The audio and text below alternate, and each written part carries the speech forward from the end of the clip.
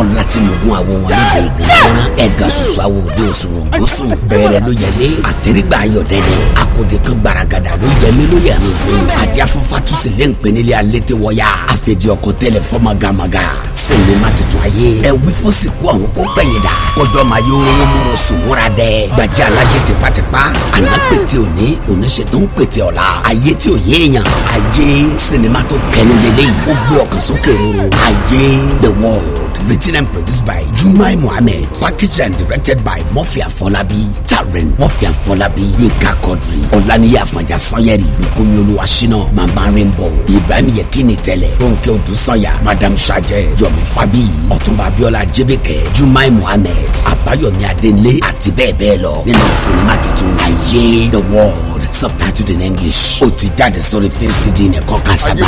Marketed and distributed by Corporate Pictures. Seriki Movie. Ọ̀gá àgbà níbi ìkàṣe sinimá. Movie City, Ami Arena Shopping Complex, Bọ́ládé Òṣòdì, Lagos. Ó tún wà ní Kumarol Multimedia àti Makery Pictures l'Arena Òṣòdì. Sinimá titun Ayé the World. Iṣẹ́ bàbá iṣẹ́ ni ẹ gbà bẹ́ẹ̀. Grab your copy.